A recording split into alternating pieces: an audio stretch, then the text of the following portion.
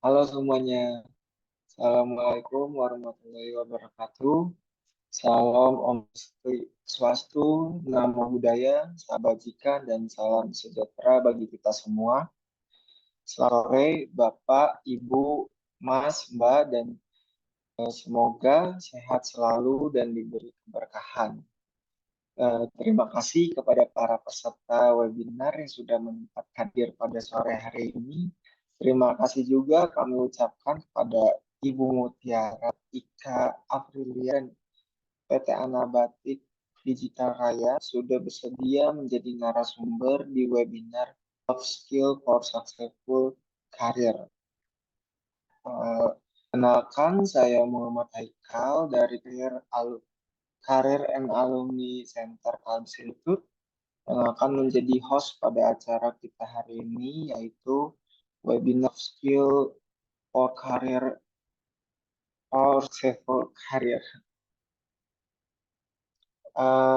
Webinar kali ini akan membahas mengenai peran soft skill yang sangat penting untuk kita persiapkan serta menjadi kemampuan yang dapat menunjang karir di masa depan. Hal ini diperlukan agar kita siap menghadapi berbagai macam situasi saat bekerja dan bagaimana meningkatkan kemampuan selain di latar belakang bidang ilmu pendidikan.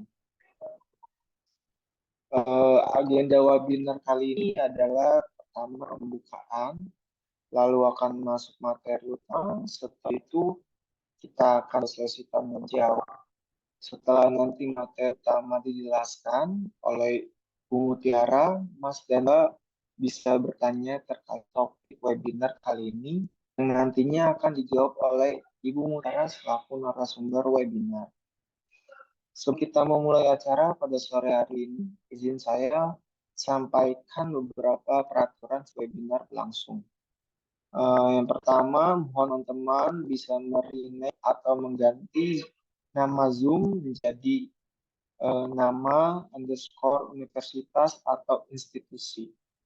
Yang kedua, mohon teman-teman dapat mute atau mematikan mic selama acara berlangsung. Teman-teman dapat unmute atau menyalakan mic saat sesi tanya jawab langsung. Yang ketiga, teman-teman dapat cam atau membuka kamera dengan menggunakan virtual background yang sebelumnya sudah di-share. Untuk yang terkendala jaringan atau lainnya diperbolehkan off-cam, namun dimohon saat penutupan acara teman-teman dapat on-cam untuk sesi foto bersama nanti. Yang keempat, saat sesi tanya jawab, teman-teman dapat raise hand terlebih dahulu dan open mic untuk bertanya langsung kepada narasumber kita hari ini. Teman-teman juga bisa bertanya pada kolom chat. Dan yang terakhir, bagi teman-teman yang ingin mendapatkan sertifikat, link presensi dan evaluasi untuk mendapatkan sertifikat akan dibagikan di sesi penutup. Jadi, dimohon teman untuk mengikuti webinar hingga akhir acara. Selanjutnya, mohon izin saya sedikit memperkenalkan narasumber webinar kali ini. Narasumber webinar kali ini adalah Ibu Mutiara Ika Aprilia. Beliau adalah Human Resource Business Partner dari PT Anabatik Digital Raya.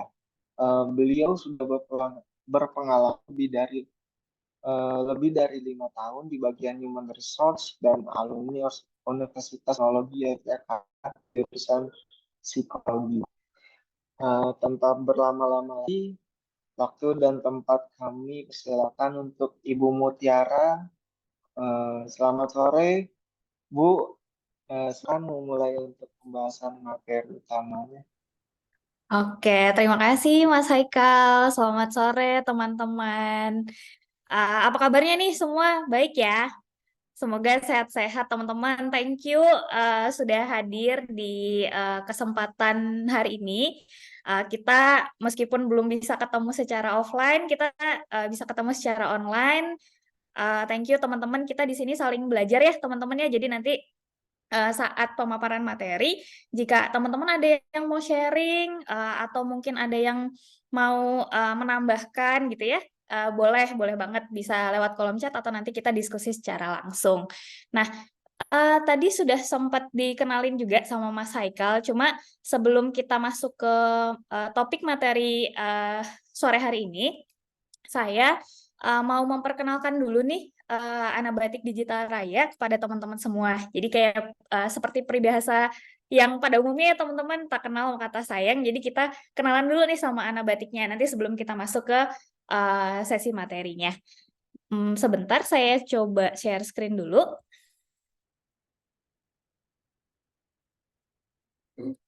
Oke, sudah terlihat ya.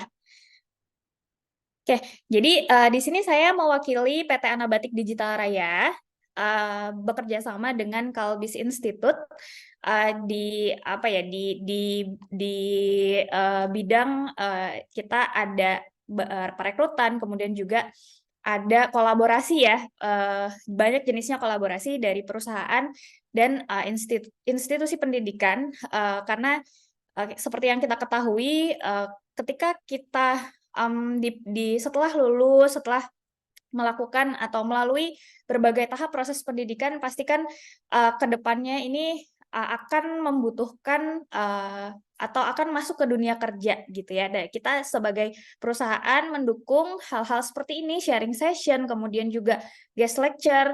Makanya kita juga bekerja sama dengan Kalbis gitu untuk bisa sharing juga tentang dunia kerja, tentang gimana sih teman-teman mungkin dari transisi dari perkuliahan kemudian masuk ke dunia kerja seperti itu. Nah, kebetulan saya di sini mewakili PT Anabatik Digital Raya. Ingin memperkenalkan diri dulu sebagai perusahaan. Nah, di sini teman-teman mungkin kalau ada yang sudah pernah mendengar Anabatik, itu kita ada di perusahaan yang bergerak di bidang teknologi informasi. Nah, ini Anabatik Digital Raya itu berada di bawah PT Anabatik Teknologis Tbk. Gitu. Jadi Anabatik Teknologis Tbk ini memiliki 4 anak perusahaan atau 4 bisnis unit. Semua rata-rata bergerak di bidang IT. Nah, kebetulan saya ada di Anabatik Digital Raya. Untuk Anabatik Digital Raya ini fokusnya adalah ke mission critical digital solution yang untuk produk ataupun untuk jasanya ini, servisnya ini ada di banking sektor, kemudian ada insurance, kemudian ada cyber security, digital bank consultant, software assurance and testing, kemudian ada cloud and AAS juga gitu. Jadi fokusnya di software untuk klien-klien kita itu servisnya ke banking kebanyakan gitu. Nah, yang lain juga ini ada bisnis unit lain di Anabatik Teknologis Tbk. Ada CTI Group, ini lebih ke sama juga, IP juga, hanya saja fokusnya lebih ke cloud and digital platform partner gitu. Jadi lebih ke banyak ke infrastructure, networking gitu ya, security-nya juga ada. Lalu untuk bisnis unit yang lain ada KPSG, ini lebih ke bisnis proses outsourcing gitu. Jadi yang terkait human resource, customer experience, kemudian teknologi, ini IT-nya juga ada gitu. Kemudian untuk bisnis unit selanjutnya ada Emporia Digital. Ini lebih ke fokusnya bergerak di bidang fintech gitu. Jadi kalau untuk sekarang kan memang trennya seperti itu ya teman-teman, ada PPOB, ada remittance gitu kan, ada peer-to-peer lending kayak memang sangat-sangat banyak gitu kita temui ya untuk fintech ini. Jadi Anabatik juga di sini dedicated untuk membawa solusi-solusi IT yang memang kita juga mengikuti tren yang ada pada saat ini seperti itu. Nah, selanjutnya siapa sih Anabatik Digital Raya ini gitu ya? Anabatik Digital Raya ini kita sebagai salah satu IT company yang memang fokusnya di jasa untuk atau service untuk core banking system, kemudian juga di IT security tadi, dan kita memiliki 2 anak perusahaan, itu ada Anabatik Solusi Digital dan ada Q2 Technologies. Ini semuanya juga IT, cuma bedanya kalau untuk Anabatik Solusi Digital lebih fokus ke produk yang non-security, kalau untuk Kyoto Technologies itu ke IT security-nya gitu. Lalu, nah ini dia kalau teman-teman mungkin supaya lebih detail ya untuk bagannya seperti apa. Jadi dibagi dua, ada Anabatik Solusi Digital itu lebih ke banyak menghandle end-to-end banking system, kemudian digital banking consultancy, core banking, payment, omnichannel, sama kita juga ada own software license. Kemudian kalau untuk Kyoto Technologies lebih banyak handle di ranah security governance, kemudian manage security services, ada cyber security teknologi juga gitu. Jadi lengkap teman-teman di Anabatik Digital Raya untuk IT-nya tuh ada dari yang memang back end-nya, kemudian ada di own software license-nya, kita punya produk sendiri juga, kemudian juga ada di IT security-nya juga.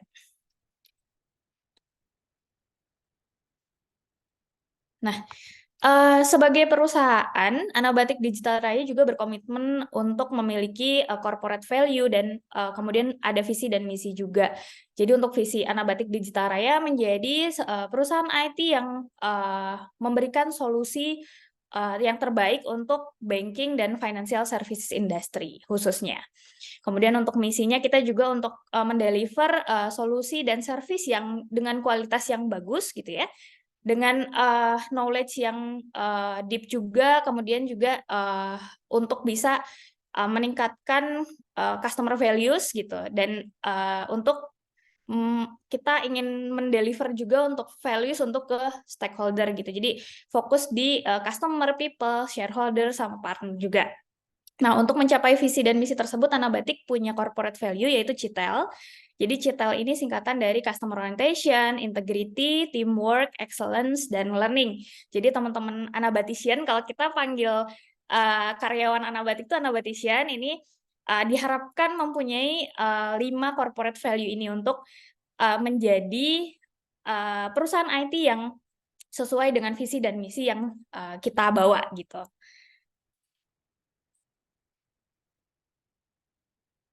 Nah, ini beberapa award yang sudah Anabatik Digital Raya dapatkan.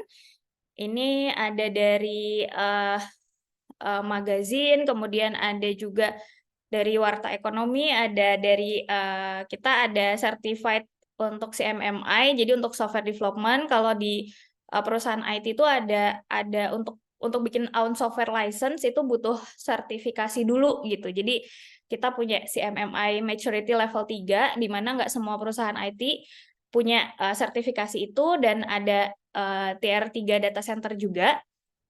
Lalu Anabatik Digital Raya juga sudah Certified ISO 9001 2015, dan ISO atau IEC itu di 27001 2013. Ini untuk Information Security Management System, itu untuk Kyoto Technologies.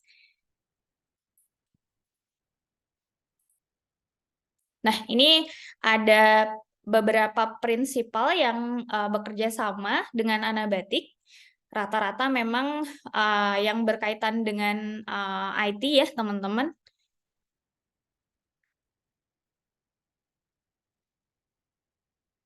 Nah, ini customer kita. Mostly memang di financial services industry, di banking, ada banking, insurance, governance juga. Tadi sempat saya mention di depan ya, Anabatik ini ada kampus collaboration juga. Jadi di mana kita bersama institusi-institusi pendidikan bekerja sama untuk program-program seperti internship, kemudian company visit, kemudian rekrutmen atau kampus hiring, guest lecture atau seminar, kemudian untuk job fair dan karir day juga. Nah, ini sekilas mungkin gambaran Anabatician gitu ya, atau apa aja sih yang ada di Anabatik gitu. Acara-acara apa aja. Nah, ini ada, kita setiap tahun selalu ada yang namanya Anabatik Kick-Off Meeting. Jadi biasanya tiap tahun tematik. Nah, ini untuk tahun 2023 awal tahun kita temanya 1001 Malam nih gitu. Jadi biasanya tiap tahun ganti-ganti untuk temanya. Ini bagian terseru sih biasanya dari Anabatician. Jadi apa namanya, kumpul gitu ya, gather semua dengan teman-teman satu perusahaan gitu. Terus juga kita pasti apa, ada lomba dress code gitu-gitu. Untuk kick off meeting ini memang acara reguler setiap tahunnya.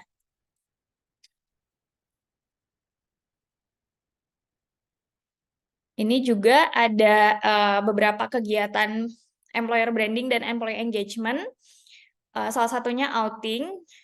Kemudian juga kita komitmen untuk bisa memberikan sharing informasi terkait materi-materi yang berhubungan dengan IT juga gitu. Kita seminar sih, untuk bentuknya ada seminar dan webinar juga gitu. Namanya Digital by Anabatic. Jadi kita setiap ada waktunya untuk memberikan informasi atau knowledge gitu terkait update tren IT, dan nanti pembicara-pembicaranya biasanya yang expert-expert di Anabatic. Nah, ini ada kegiatan lain di Anabatic, ada kegiatan Anabatic Games Turnamen. Jadi teman-teman Anabatician kita fasilitasi nih untuk yang seneng nge-game, kita lombain biar seru juga gitu ya. Terus ada Semarak 17 Agustus, biasanya ada acara untuk 17 Agustusan juga, lomba-lomba gitu ya. Lalu ada klub olahraga juga, seperti kelas yoga, kemudian badminton, kemudian pingpong. Kita sediain juga ada di satu working area gitu, ada meja pingpong. Jadi kalau misalnya habis selesai jam kerja, itu bisa main pingpong kayak gitu. Nah, mungkin ini saya mau coba puterin satu video. Teman-teman bisa lihat videonya aja. Nama saya Yuanita dari Anabatic Solusi Digital. Nama saya Muhammad Faisal dari PT QT Technologies. Challenge. Sersan, serius santai. Banyak tantangan, jadi kita banyak belajar di pekerjaan yang kita bisa aplikasiin di kehidupan. Terus serunya juga lingkungan kerjanya asik sih. Serunya timnya masih banyak yang muda, jadi spiritnya untuk maju itu gede banget. Terus juga di sini teamworknya bagus banget sih. Gitu. Don't ever give up on anything. Ya karena tadi teamworknya bagus di sini, jadi apapun tantangannya kayaknya semuanya gampang sih selama kita bareng-bareng ngejalaninnya, gitu sih.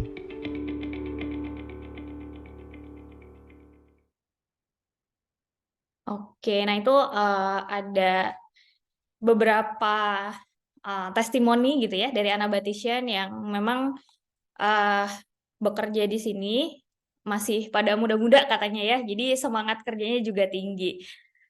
Kemudian selanjutnya,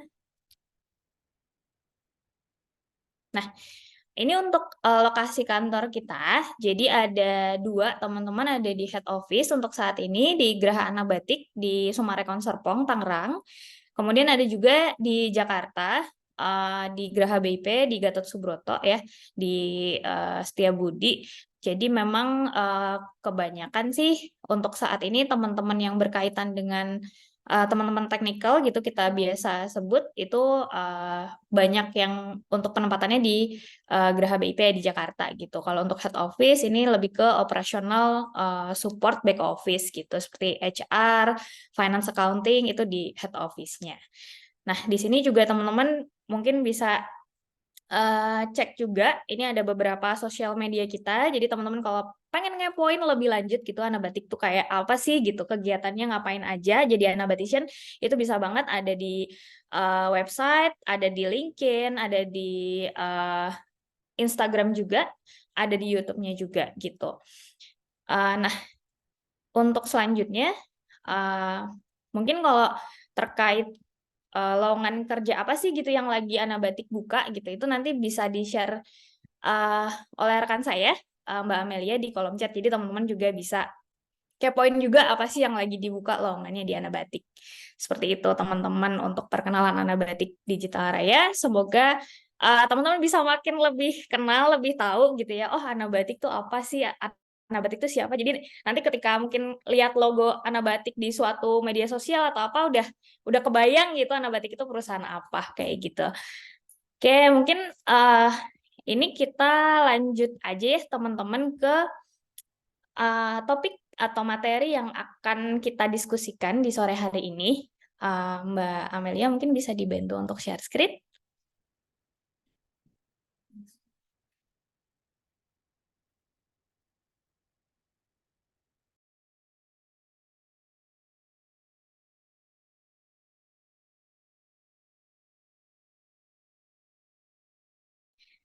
Oke, teman-teman. Jadi kemarin tuh ketika ada apa ya ada dari Kalbis ada itikat gitu untuk mengundang Anabatik mengisi webinar ini. Jujur saya excited gitu ya karena ini biasanya suatu insight ataupun yang seru gitu bakal kita diskusikan gitu. Apa aja sih soft skill untuk mencapai kesuksesan dalam karir gitu. Nah, ini di sini mungkin ada yang sudah memulai karirnya, ada juga mungkin yang teman-teman masih duduk di bangku perkuliahan. Nah, ini sebenarnya bisa jadi bekal dan ini juga biasanya jadi self reminder juga gitu buat saya ketika bikin materi kayak gini saya kayak oh iya ada hal-hal yang perlu saya pelajari lagi gitu. Mungkin nanti teman-teman juga bisa sharing, bisa diskusi gitu. Nah, sebelum masuk ke materi, next.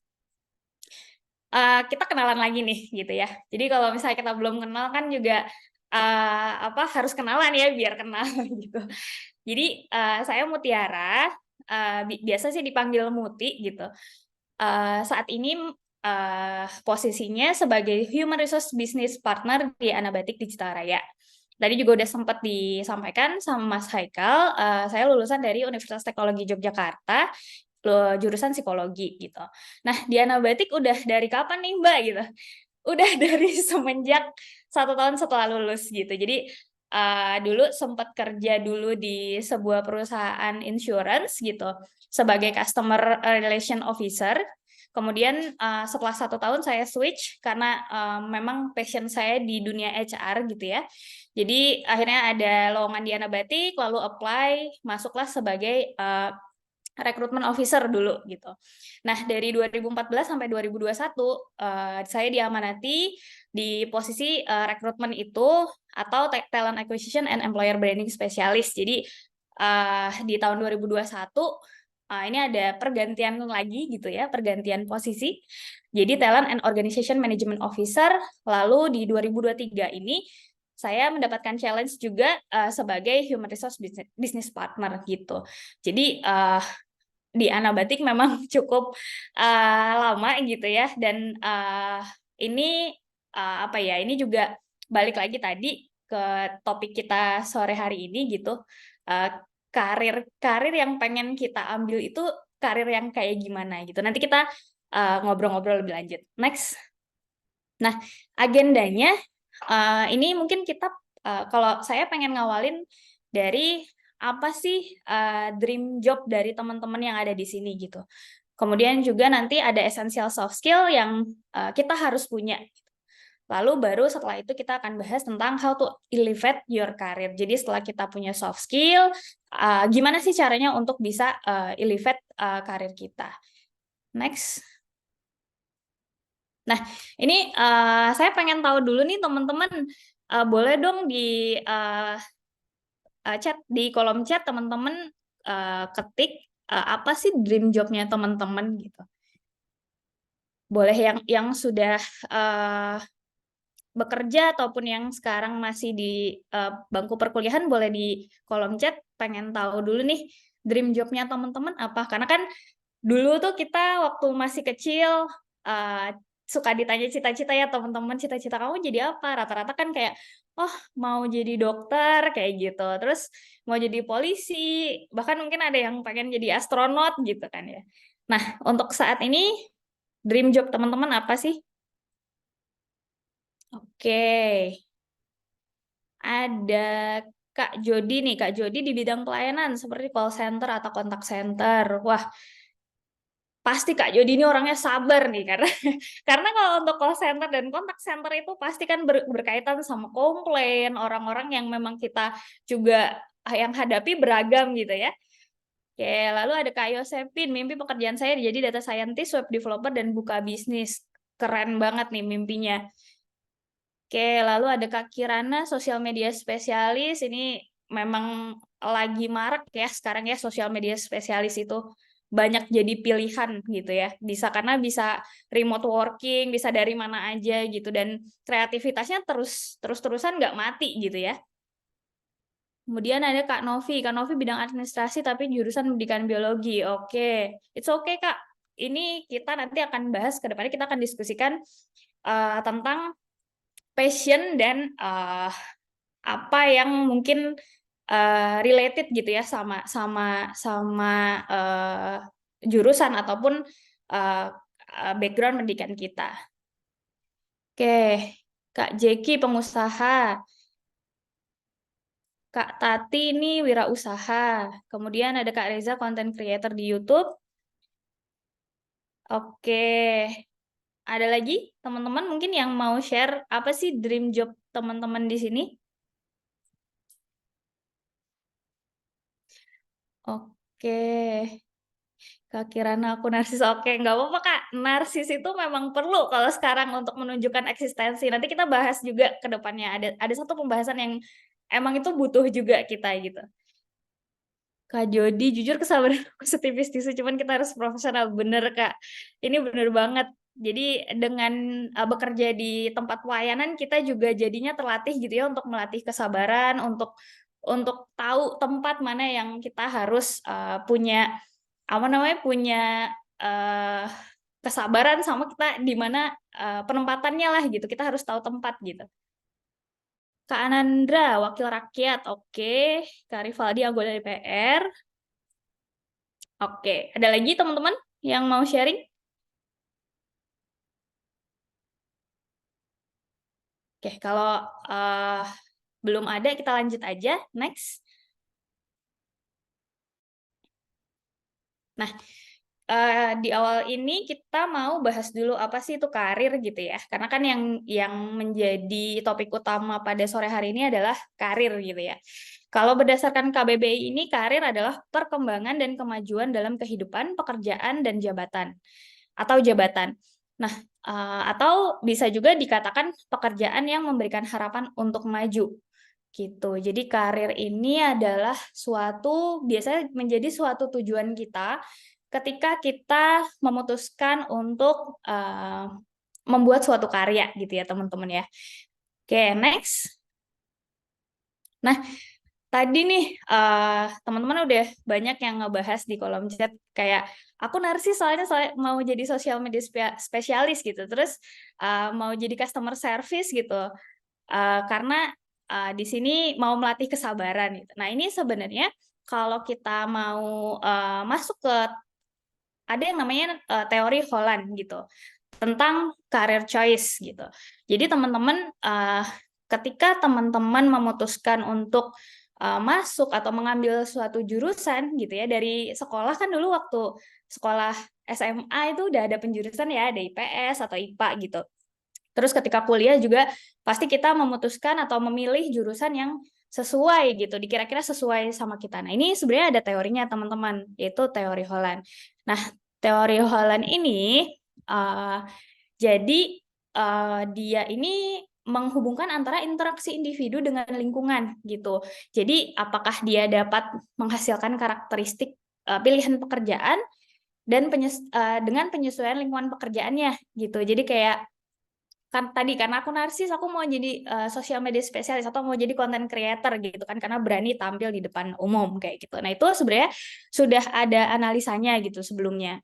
Kemudian untuk teori Holland ini memproyeksikan dari kepribadian individu dengan suatu pekerjaan gitu. Lalu juga pemilihan pekerjaan atau jabatan hasil interaksi antara faktor dari seperti keturunan gitu ya, terus juga ada pengaruh-pengaruh juga terkait dengan budaya, kemudian keseharian, teman kita, orang tua, atau panutan gitu. Jadi di Holland's Theory of Career Choice ini ada 6 aspek gitu, 6 karakteristik yang bisa teman-teman sebenarnya analisa sendiri ke diri teman-teman gitu. Nah, ini ada yang pertama itu ada realistik, kemudian yang kedua ada investigatif, ada artistik, sosial, enterprising, konvensional dan konvensional.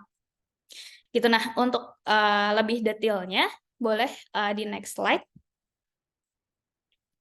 Nah, ini untuk tipikal yang realistik atau karakter yang realistik itu kayak apa? Ini biasanya mereka akan interest dengan pekerjaan-pekerjaan atau hal-hal yang untuk yang berkaitan dengan fixing, kemudian membuat sesuatu gitu, dan menggunakan mesin, perkakas gitu.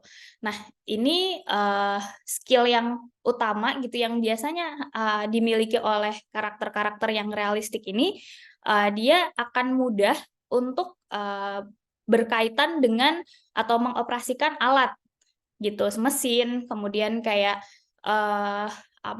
dia lebih ke kayak harus melihat atau bekerja dengan suatu alat gitu, dan senangnya biasanya di luar ruangan, outdoor activity gitu. Nah, di sini yang memang pekerjaan yang berkaitan dengan karakter realistik ini ada pilot, ada petani gitu ya, ada yang pokoknya yang berkaitan sama hal-hal yang bisa kelihatan mata gitu. Terus juga yang ada beberapa subjects gitu ya yang bisa di-develop untuk karakter realistik ini, itu bisa di bahasa, kemudian di science, kemudian teknologi, bisnis, agriculture, horticulture, kemudian physical education juga gitu. Nah, selanjutnya karakter yang kedua itu adalah investigatif. Jadi biasanya karakter investigatif ini dia akan lebih tertarik atau passionate di bidang research, kayak observasi, kemudian investigasi, eksperimen gitu. Dan mereka akan senang untuk bertanya suatu pertanyaan dan problem solving gitu. Nah, kunci dari karakteristik skill investigatif ini adalah berpikir secara logis, kemudian analytical thinking, kemudian juga writing, speaking gitu ya, ada eksperimen juga gitu. Nah, biasanya pekerjaan yang seperti apa yang cocok dengan karakter ini? Ini biasanya orang-orang yang senang di dalam lab gitu, kayak mungkin researcher gitu ya, kemudian juga di sini ada contohnya, ada science research, medical and health occupation, medical or agricultural laboratory, technician, dentist gitu kan, zoologis. Jadi emang hal-hal yang berkaitan sama yang membutuhkan analytical thinking yang tinggi gitu. Nah, ini yang subjek yang bisa di-develop untuk skill ini adalah di bahasa juga ada, science, matematika, teknologi, dan computing. Lanjut, untuk karakter selanjutnya adalah artistik. Nah, artistik ini udah kelihatan ya dari kata-katanya juga art gitu. Jadi karakter artistik ini pasti passionate itu di bidang art gitu, kayak mungkin dia puitis gitu sifatnya, terus juga senang main musik, drama, atau membuat sesuatu atau mendesain sesuatu gitu. Nah, kunci skill yang dibutuhkan oleh karakter artistik ini adalah lebih ke kayak performing kayak gitu, terus nyanyi, desain, terus juga komunikasi juga, karena kan untuk bisa menyampaikan art juga itu butuh komunikasi yang baik gitu. Nah, untuk pekerjaannya biasanya yang sesuai itu ada artis, illustrator, fotografer yang berkaitan sama art juga ya teman-teman, kayak penyanyi, penari, aktor, bahkan reporter juga itu salah satu bagian dari art gitu. Kemudian untuk subjek yang bisa di-develop itu di bahasa, kemudian di social studies, ada musik, ada drama, kemudian ada graphic design, ada business study, karena biasa kalau untuk illustrator, kemudian juga fashion designer itu juga kan akan berkaitan dengan bisnis gitu. Kemudian selanjutnya ada karakter sosial. Ini passionate-nya biasanya di bidang apa ya? Lebih ke senang untuk serving gitu. Kayak tadi siapa tuh tadi Kak Jody ya. Serving orang gitu, serving people. Jadi memberikan informasi, kemudian kayak men-treat people dengan baik gitu ya. Itu biasanya kunci skills-nya itu ada di komunikasi, baik itu tertulis maupun speaking. Kemudian juga ada caring and supporting, kemudian juga ada ngajar juga, terus ada coaching, interview, ini biasanya yang berkaitan dengan people ya kalau untuk sosial. Kerjaan yang berkaitan biasanya ada guru, konselor, kemudian perawat, polisi, social worker, customer service gitu ya. Kemudian untuk subjek yang bisa di-develop itu ada bahasa juga, ada social studies, ada matematika, science, art juga, business study juga gitu. Next, ini ada enterprising. Untuk karakter ini biasanya lebih ke senang ketemu orang gitu, senang leading orang, jadi nge-influence orang gitu ya. Jadi kunci skill yang dibutuhkan oleh karakteristik enterprising ini adalah selling, promoting, and persuade gitu. Jadi emang apa namanya, harus talking gitu ya, harus leading people gitu. Dan ada public speaking, ada managing, organizing, leading, planning juga. Nah, biasanya pekerjaannya udah ketebak dong ya, pasti ini salesperson, kemudian lawyer, politician. Tadi ada yang pengen jadi wakil rakyat, berarti ini karakternya ke enterprising gitu ya. Business owner, kemudian juga kayak eksekutif atau manager, travel agent, music atau sports promoter. Nah, ini subjects untuk yang bisa di-develop apa aja, ini juga ada bahasa, business studies, accounting, ekonomi, computing juga gitu ya. Kemudian selanjutnya ada conventional karakteristik. Nah, ini interest areanya dia biasanya seneng kerjanya di belakang layar nih gitu. Biasanya dia di indoor, nggak suka yang outdoor berbeda tadi ya sama yang realis. Nah, biasanya dia seneng kerja sama data, fakta, numbers gitu, planning pokoknya yang memang tersusun, terorganisir gitu. Biasanya kunci skills yang harus dimiliki adalah ya computing sendiri gitu, karena memang berkaitan dengan data atau apa numbers gitu. Kemudian handling money, organizing, arranging gitu, karena dia senang yang terorganisir.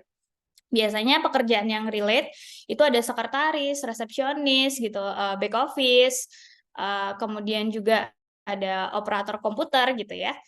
Librarian gitu, karena memang yang senangnya kerjanya di indoor, di ruangan. Nah, ini untuk subjek yang bisa di-develop ada bahasa juga, ada business studies, accounting, economic, dan computing. Gitu teman-teman. Jadi itu dari Holland's Theory. Nah, next-nya apa sih yang bisa kita gunakan untuk bisa memilih karir kita gitu. Ini ada your personality type, itu ada a career or major compatible work environment. Jadi ketika teman-teman punya personality yang cocok dengan karir atau major, itu akan match teman-teman.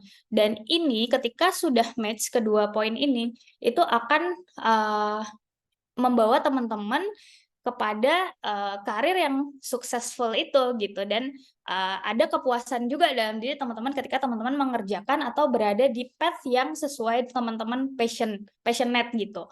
Jadi ini background-nya kenapa saya bawain ini, karena tadi sempat ada di chat, saya pengen jadi bagian administrasi tapi jurusannya biologi. Sebenarnya untuk background pendidikan sama passion yang teman-teman punya itu sebenarnya nggak masalah kalau memang tidak match gitu ya. Tapi kalau misalnya teman-teman punya background atau punya environment yang cocok dengan personality teman-teman, itu akan lebih mudah mendapat jenjang karir ataupun kepuasan dari diri teman-teman untuk mengerjakan sesuatu atau untuk mendapatkan karir yang teman-teman inginkan. Seperti itu. Nah, Mungkin kita lanjut dulu. Kalau misalnya ada yang mau ditanyakan, boleh ya di kolom chat. Nanti kita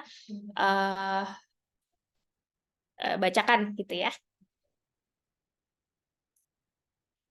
Oke, nah kita masuk ke agenda yang kedua. Dari ketika kita tadi sudah tahu dream job kita gitu ya, sudah tahu basic kira-kira kita mau pilih karir yang seperti apa gitu.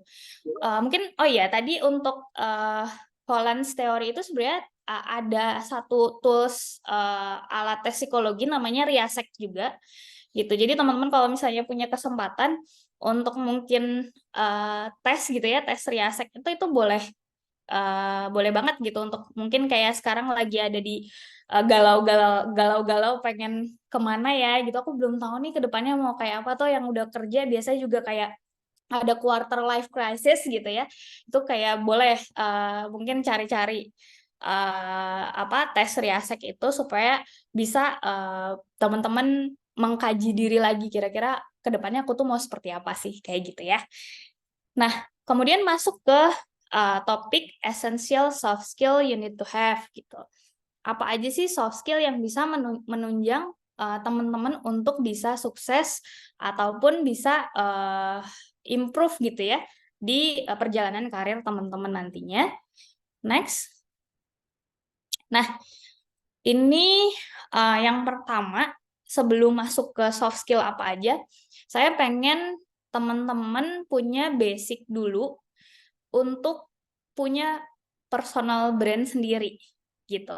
Kenapa ini pasti teman-teman juga udah mungkin udah ada yang pernah ikut pelatihannya, udah ada yang ikut mungkin webinar lain dan ini menurut saya penting banget gitu untuk di-remind kembali atau yang belum tahu juga untuk mengetahui ini gitu karena tadi kan sempat bilang saya narsis gitu ya. Karena memang untuk makin hari makin semakin dunia ini berjalan dengan cepat gitu teman-teman ya itu sangat-sangat apa ya sangat-sangat cepat media sosial kemudian juga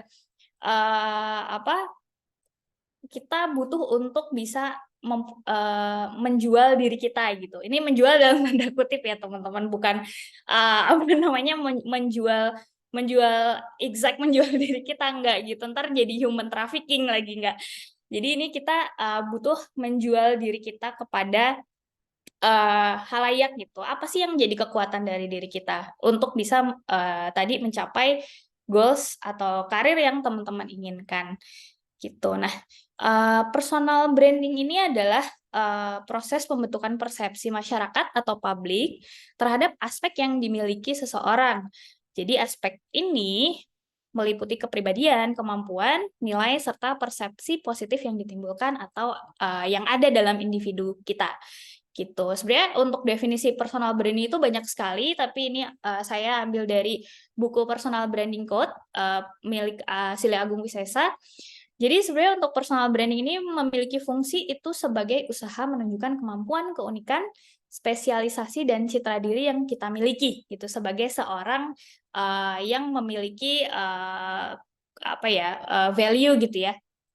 Dan bertujuan untuk membangun citra diri gitu. Jadi apa sih yang mau kita tampilkan gitu supaya mampu menarik orang atau target audiens kita itu untuk membangun kepercayaan orang itu juga kepada kemampuan kita. Karena kan sekarang kalau misalnya kita mau memulai karir itu kan kalau misalnya contohnya ingin kerja di suatu perusahaan, tentunya kan kita harus melewati berbagai macam proses terlebih dahulu, seperti interview, psikotes, kemudian bahkan sebelum proses itu ada kita submit CV. Nah, itu juga diperlukan teman-teman untuk bisa menonjolkan diri kita, apa sih yang bisa kita tampilkan kepada HR untuk bisa menerima kita di perusahaan yang kita inginkan tersebut. Seperti itu. Bahkan mungkin kalau yang jadi wirausahawan ataupun mungkin tadi jadi content creator juga tetap harus punya personal branding ini untuk menonjolkan apa yang kita punya ke publik gitu supaya publik percaya dengan kita, dengan kalau wirausaha kan mungkin dengan produk kita, dengan usaha kita, kalau content creator dengan konten-konten kita seperti itu. Next. Nah, ini ada 3 elemen dari personal branding. Jadi, yang pertama itu diri kita sendiri, yang kedua itu janji kita terhadap publik, kemudian relasi kita dengan publik. Nah, kenapa poin pertama itu adalah diri kita sendiri? Karena seseorang itu kan membentuk sebuah apa ya, image itu melalui polesan gitu ya. Dan ada metodenya gitu. Seperti kayak kita bikin caption seperti apa gitu kalau untuk content creator. Kemudian kalau ketika kita melakukan proses interview itu juga komunikasi kita kan ada tersusun gitu ya, supaya target market kita atau audiens kita itu bisa tertarik dan tahu apa yang disampaikan oleh kita gitu. Karena diri kita ini adalah cerminan dari nilai-nilai, kemudian kepribadian, kemudian selain itu kan ada skill atau keahlian dan kualitas diri juga yang bikin kita tuh harus beda gitu dari orang lain gitu. Jadi mungkin kita bisa artikan narsis ke arah yang positif tuh dengan seperti ini gitu. Kemudian kalau untuk janji kita kepada publik atau audiens ini adalah sebuah janji yang kita sampaikan ke publik dan kita harus bertanggung jawab untuk memenuhi harapan yang timbul gitu pada publik tersebut gitu atau pada audiens kita karena kegiatan personal branding yang sudah kita lakukan. Contohnya nih, kalau misalnya kita interview di satu perusahaan, ketika interview kita meyakinkan HR atau usernya dengan penuh semangat gitu ya, oh saya bisa skill A, B, C, D gitu kan. Saya sudah memiliki misalnya sertifikasi ini dan lain-lain. Ketika kita diterima karena sesuai dengan kualifikasi dari HR itu gitu, dari perusahaan itu, kita harus bertanggung jawab. Ketika sudah diterima di perusahaan itu, kita harus melakukan apa yang sudah kita sampaikan saat interview, kita harus mengaplikasikan kualitas apa yang kita miliki dalam diri kita gitu. Jadi sehingga kita untuk kegiatan personal branding dengan apa yang kita punya itu relevan dan menimbulkan kepercayaan dari target audiens kita gitu. Nah, kemudian yang ketiga ini relasi dengan audiens. Nah, kalau untuk kita sudah punya personal branding gitu ya, sudah tahu kekuatan diri kita apa yang bisa kita jual ke target audiens kita dari diri kita, itu akan menciptakan suatu relasi yang baik gitu dengan publik gitu. Jadi kan kalau udah punya kepercayaan itu pasti akan punya relasi yang kuat gitu ya. Kayak dalam relationship aja gitu teman-teman, kalau saling percaya gitu sama pasangan, sama pacar itu kan akan membuat suatu suasana yang nyaman, menyenangkan gitu ya. Jadi ini juga penting, elemen yang sangat penting dalam personal branding. Next. Nah, jadi personal branding ini adalah gabungan antara ketekunan melatih diri dan kegigihan menemukan keberuntungan. Jadi kan biasanya kita lihat kalau di sosial media saat ini gitu ya, itu kayak public figure tuh kayak wah keren ya udah sukses gitu ya, kelihatannya bisa lebih dari diri kita gitu ya. Terus kayak pokoknya semua indah gitu, serba instan semua. Tapi kan teman-teman harus ingat ya, keberuntungan itu nggak datang dengan sendirinya, tapi itu harus dicari dengan usaha dan doa gitu.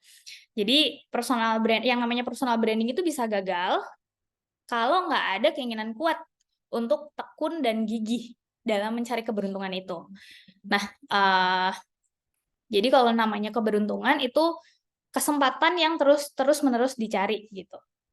Padahal kan sebenarnya emang kita sering aja gitu ya dengar kayak, ya itu mah dia beruntung aja gitu. Padahal mungkin keberuntungan itu bisa didapatkan karena kegigihan dan ketekunan gitu. Jadi sebenarnya nggak ada batasan. Kalau dalam personal branding itu kita kurang inilah, kurang itulah, kayak mau ngonten males, misalnya nggak punya gadget yang oke buat ngonten, sebenarnya nggak ada kayak gitu. Alasan kayak gitu tuh nggak ada, karena sebenarnya yang dibutuhin itu adalah disiplin dan kegigihan untuk membangun kesempatan, teman-teman. Gitu kalau untuk mengenai personal branding. Selanjutnya sih mau bahas tentang personal branding journey. Mungkin ada yang mau ditanyain dulu atau di kolom chat sudah ada pertanyaan? Belum ya? Atau udah ngantuk nih teman-teman nih? Udah jam-jam rawan ya, jam menjelang sore kayak gini. Oh, masih seger. Oke, thank you Kak Kirana sudah semangat sekali mengikuti topik ini. Oke, lanjut ke personal branding journey. Jadi personal branding itu nggak hanya kita buat satu kali aja gitu, tapi ada journey-nya teman-teman. Ada hal yang harus kita build, ada yang harus kita pupuk dulu nih gitu. Ini ada 6. Kalau di sini sebenarnya banyak ya teori teman-teman mungkin bisa pelajari sendiri atau udah pernah ada yang belajar juga, boleh nanti di-combine aja. Yang namanya knowledge kan ya kita bebas ya untuk bisa mau ngambil dari mana aja gitu yang sesuai sama diri teman-teman. Kalau di sini kita ada 6. Yang pertama itu ada who am I. Ini penting banget untuk mengenal diri sendiri dulu nih sebelum kita memperkenalkan diri kepada orang lain. Terus yang kedua ini what's my unique selling point. Jadi kita harus tahu dulu unique selling point kita tuh di mana. Kemudian yang ketiga, ini ada who is my audience. Yang keempat ada how do I interact. Yang kelima ada how do I get noticed. Yang keenam, what next. Ini kita bakalan bahas satu persatu secara singkat. Karena kalau bahas personal branding nanti soft skill yang teman-teman butuhinnya belum dapat gitu ya. Oke, mungkin next dulu. Nah, ini yang pertama ada who am I. Jadi yang perlu teman-teman butuhkan atau yang perlu teman-teman lakukan ketika mau membangun personal branding itu adalah harus mengenal diri teman-teman dulu. Jadi ini di sini ada identify your strengths and weakness.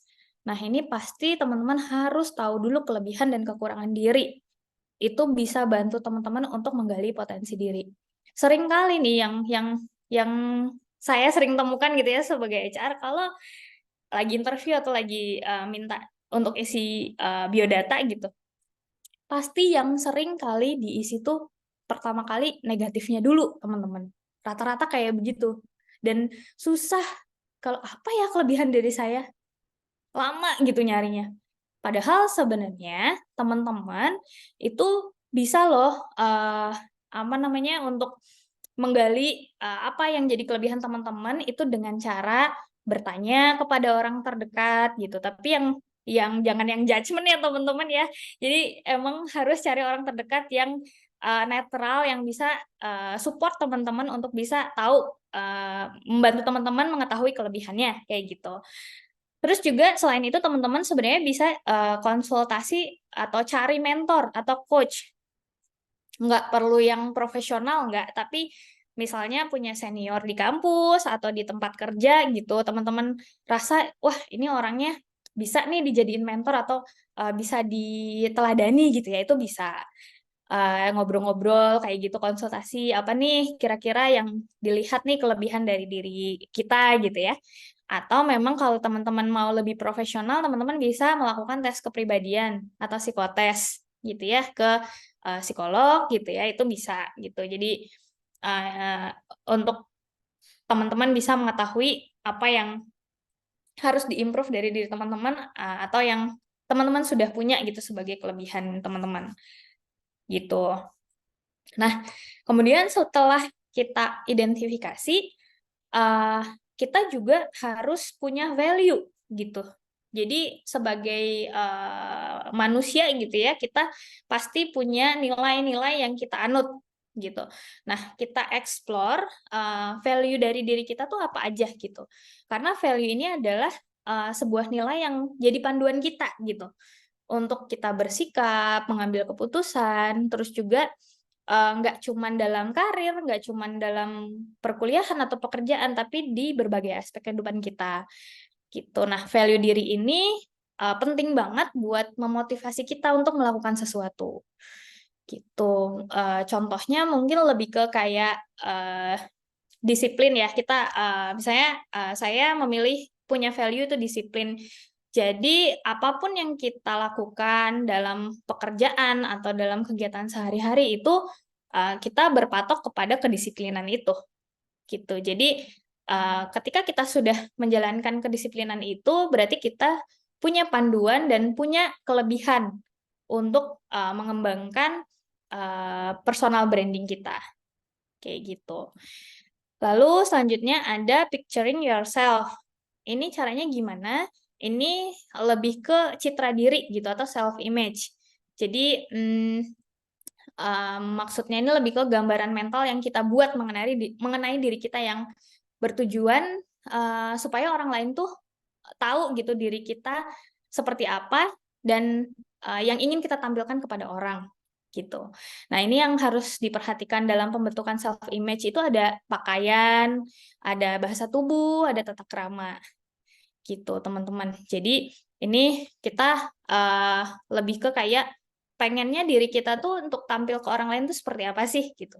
Ini contohnya mungkin yang teman-teman sekarang viral tuh ini ya Mamang Rafael gitu ya, teman-teman tahu ya. Dulu tuh kan citranya dia tuh seorang idola boyband ya gitu, yang digandrungi cewek-cewek. Nah, sekarang malah beberapa tahun kemudian sampai kita aja sebenarnya kayaknya lupa ada dia gitu. Tibalah dia datang dengan seblak viralnya itu. Nah, itu kan sebenarnya itu yang antara sengaja atau tidak sengaja dia buat citra diri dia seperti itu sehingga publik juga sekarang mengenal dia kembali gitu. Dan dengan image yang berbeda justru itu juga malah nge-boost lagi gitu untuk dia muncul di publik seperti itu ya. Nah, itu salah satu contohnya di self image ini. Jadi apa yang ingin kita buat untuk orang lain melihat kita seperti apa. Lalu selanjutnya ada unique selling point. Ini lebih ke apa yang membuat diri kita menonjol dari orang lain. Jadi ini kombinasi antara keterampilan, kualitas, dan pengalaman yang sebenarnya cuma kita aja yang punya gitu, orang lain nggak ada gitu. Nah, kalau unique selling point ini biasanya kita harus analisa kira-kira kita ada di tempat yang mana nih gitu. Contohnya, kalau misalnya kita ingin apply ke suatu perusahaan, kita punya background pendidikan IT misalnya. Nah, ketika kita apply, itu apa sih yang kita punya, pengalaman apa yang kita punya. Sementara di perusahaan IT pasti banyak orang yang punya background yang sama gitu ya, pengalaman yang sama gitu. Nah, di sini kita harus analisa kira-kira chance-nya itu untuk kita bisa diterima atau ini tuh kalau unique selling point ada zona-zonanya, biasa ada winning zone, losing zone gitu. Kayak itu bisa kita analisa sendiri gitu untuk membuat diri kita menonjol dibandingkan orang lain. Next-nya. Oke. Nah, ini ada yang ketiga itu who is my audience. Dari tadi kan saya sempat mention juga ya audience gitu untuk personal branding ini. Karena audience ini adalah poin yang penting untuk kita membangun personal branding gitu. Karena mereka kan melihat kita atau berkomunikasi dengan kita melalui setiap media. Jadi bisa di sosmed, bisa ketemu langsung gitu ya. Atau dari mungkin blog atau hal-hal yang berkaitan dengan publikasi gitu ya. Dan mereka itu adalah penonton yang senang gitu untuk menonton karya kita atau melihat karya kita gitu. Nah, ini yang harus kita lakukan untuk membangun personal branding adalah membuat daftar target audience. Tuh, kemudian juga menentukan audience yang punya kepentingan dengan tujuan personal branding kita. Jangan sampai kita salah nih nentuin audience. Misalnya kita pengen jadi leader di kantor kita nih gitu. Nah, kita menentukan audiensnya adalah orang tua kita gitu di rumah. Padahal kan mereka tidak berkaitan gitu ya dengan target yang ingin kita capai. Kalau misalnya kita mau jadi leader di tempat kerja kita, berarti kan audiensnya siapa? Berarti atasan kita, rekan kerja kita, kemudian juga tim kita gitu. Jadi memang orang-orang yang berkaitan gitu dengan apa yang ingin kita tampilkan.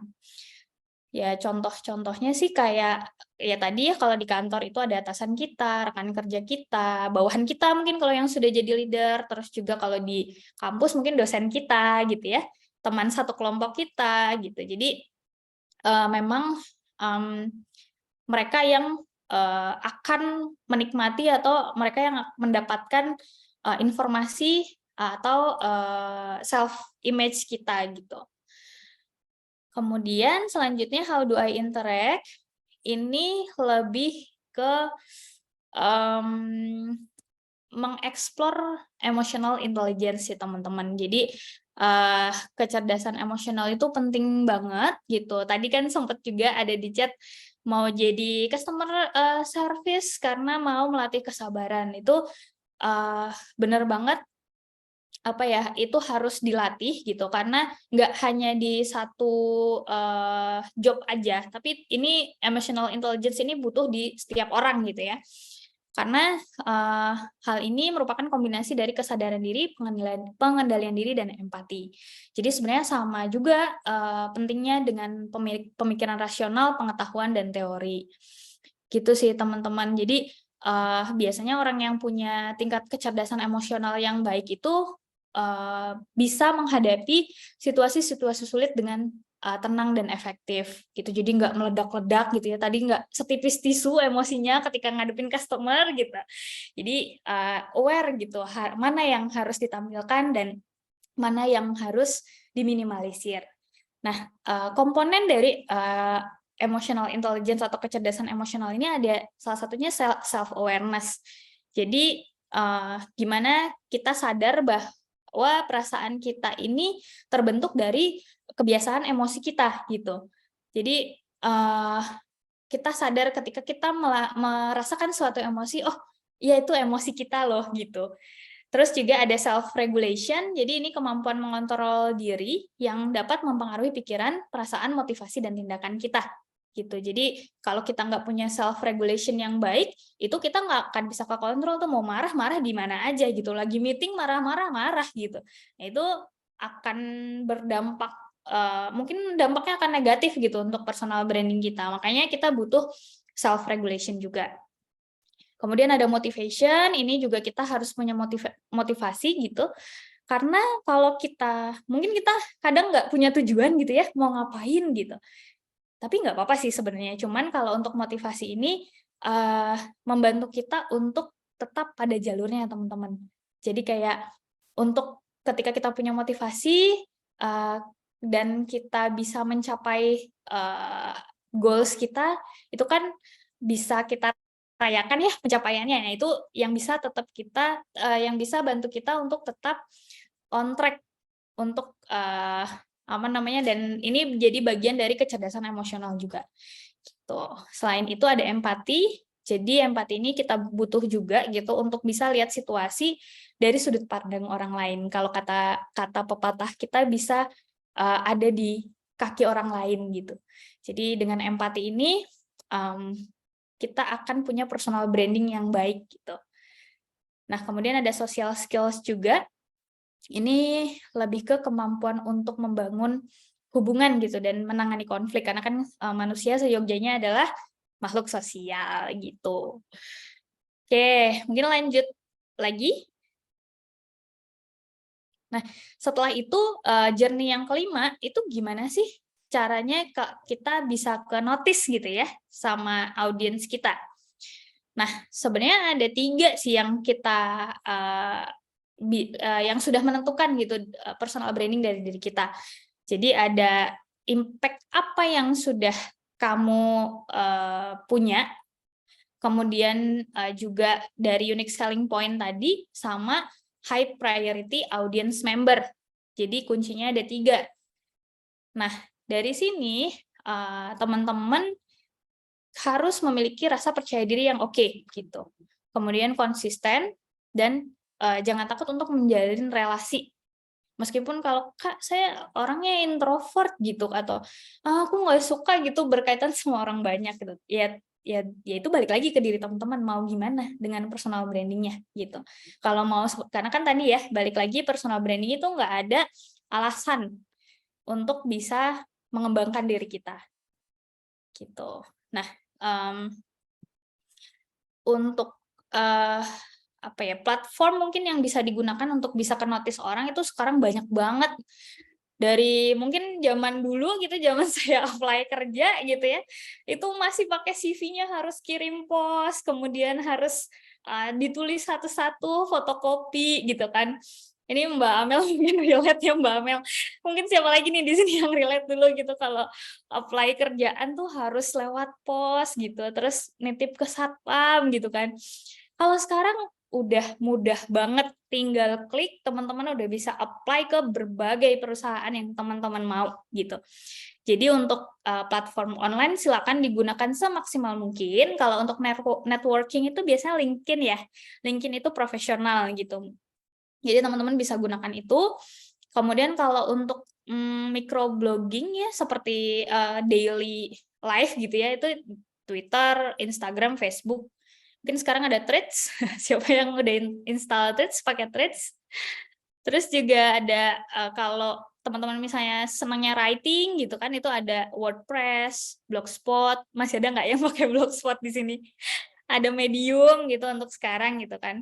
Atau bahkan mungkin teman-teman yang bisa nge-build website sendiri tuh sekarang bisa digunakan dengan maksimal gitu. Pokoknya apapun yang teman-teman gunakan, platform apapun, itu pertimbangan baik-baik jenis konten yang akan kita bagikan atau kita share ya. Karena sekarang kan mainannya ini ya, jejak digital ya teman-teman ya. Jadi tetap jaga reputasi online, yang kita posting tuh punya peluang untuk tetap ada gitu di dunia maya sampai mungkin dari dulu sampai sekarang gitu. Yaitu adalah jejak digital kita. Makanya ya dengan bijaklah untuk menggunakan media sosial untuk supaya teman-teman bisa ke notice atau untuk melakukan personal branding gitu. Nah, selanjutnya apa sih yang harus kita lakukan? Nah, yang jelas personal branding itu bukan aktivitas sekali pakai atau sekali selesai, tapi teman-teman harus secara konsisten menampilkan diri teman-teman secara autentik setiap hari gitu. Jadi memang prosesnya tuh berkepanjangan. Kayak tadi ya yang contohnya Mamang Rafael itu. Dulu dia mungkin dikenal sebagai seseorang idola gitu, tapi ke sini akhirnya dia ya tadi baik sengaja atau tidak gitu. Akhirnya dia menemukan kembali image baru gitu yang ternyata memang membuat dia untuk terkenal kembali gitu. Bahkan mungkin semua orang sekarang tahu dan pengen bikin seblaknya itu gitu kan. Jadi itu menjadi peluang dia juga untuk buka bisnis, kemudian juga untuk tampil kembali di televisi gitu kan ya, isi acara, dan membuka kesempatan dia juga untuk bertemu atau punya network yang lebih luas lagi kayak gitu. Padahal kan sebelumnya setelah udah lama gitu kan nggak pernah muncul lagi gitu kan, udah nggak pernah kelihatan secara di media sosial kayak gitu. Seperti itu teman-teman kalau untuk personal branding. Oke, kalau ada yang mau ditanyakan boleh langsung di kolom chat aja ya. Nah, ini selanjutnya kita masuk ke soft skill. Apa sih soft skill itu? Gitu. Soft skill ini didefinisikan sebagai atribut serta ciri kepribadian seseorang yang dapat mempengaruhi hubungan interpersonal dalam lingkungan pekerjaan ataupun perkuliahan. Nah, ini inti dari topik kita nih sore ini. Soft skill apa sih yang harus kita punya kalau misalnya kita mau punya improvement atau punya career development yang oke gitu di satu perusahaan ataupun di satu institusi gitu ya. Next. Nah, ini ada 6 soft skill yang menurut saya penting gitu untuk kita punya, baik ini teman-teman yang sedang menjalani perkuliahan ataupun teman-teman yang sudah bekerja.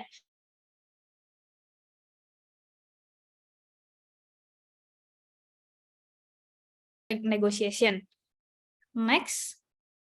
Nah, untuk yang pertama, ini adaptability ini lebih ke kayak kita menunjukkan atau memulai sesuatu dengan can do attitude gitu. Jadi ketika mungkin teman-teman dapat tugas baru, dapat tas baru, itu titip pesan aja dari saya, jangan nolak dulu gitu. Meskipun teman-teman ngerasa mungkin itu sulit, itu nggak bisa, wah kayaknya mungkin impossible gitu ya untuk teman-teman kerjakan, tapi jangan tolak dulu teman-teman. Karena apa? Karena kan ketika teman-teman open gitu untuk task baru, kemudian untuk pekerjaan yang baru, itu yakinlah bahwa setiap kesempatan yang teman-teman ambil itu pasti akan ada suatu pembelajaran yang teman-teman bisa dapatkan.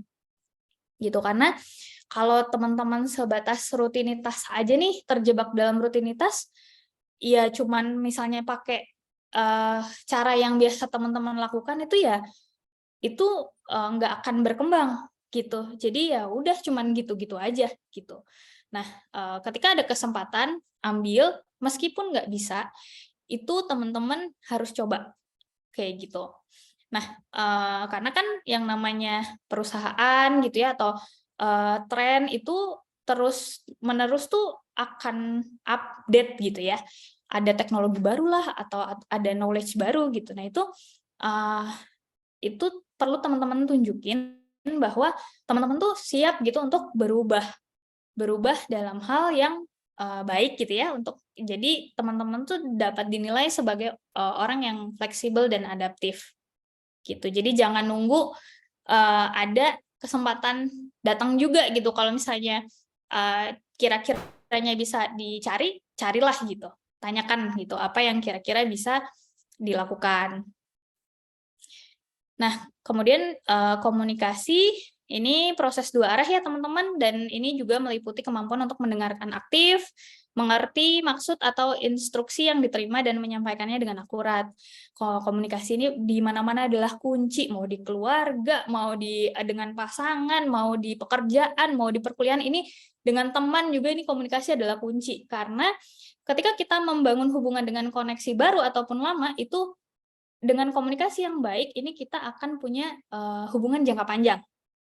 Kemudian masalah pun yang secara kompleks itu bisa dijelaskan dengan baik gitu kan ya.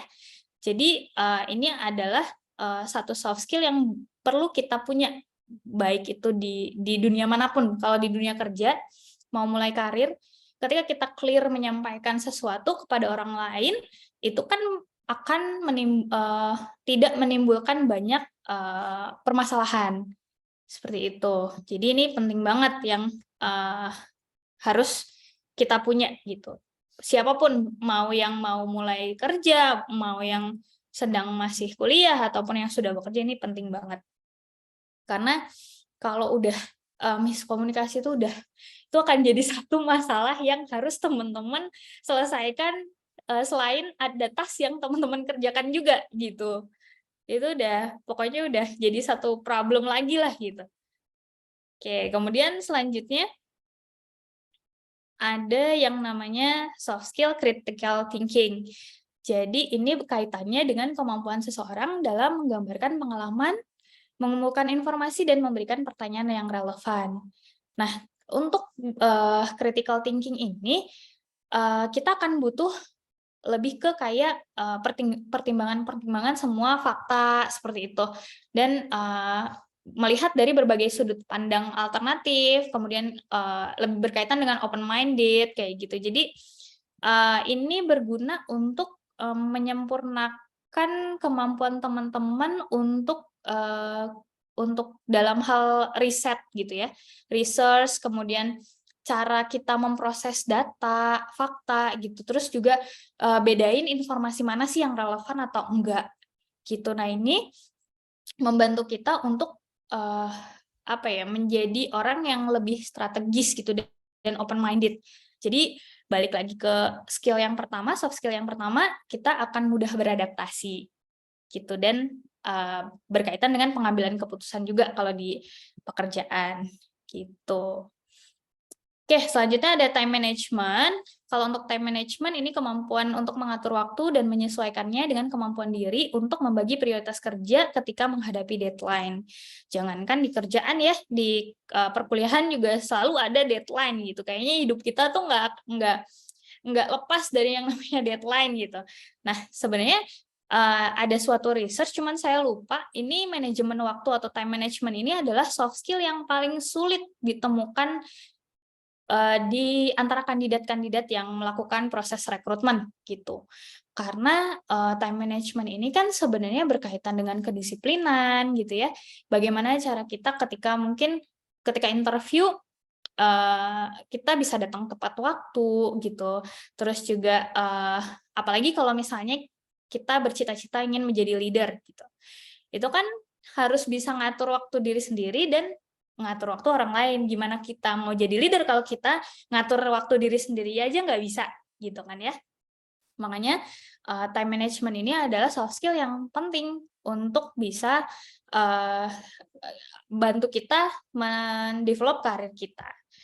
Gitu. Nah, selanjutnya ada accountability. Jadi kita juga harus bertanggung jawab dengan apa yang kita kerjakan, dan accountability ini akan bermanfaat untuk mendapatkan kepercayaan dari orang lain. Jadi dibantu tadi dengan personal branding, terus kitanya juga accountable gitu ya, tanggung jawab, pasti target audience kita udah percaya sama kita, udah nggak perlu susah-susah lagi negosiasi, nggak perlu susah-susah lagi menjelaskan dari A sampai Z, mereka udah percaya bahwa kita mampu, kayak gitu.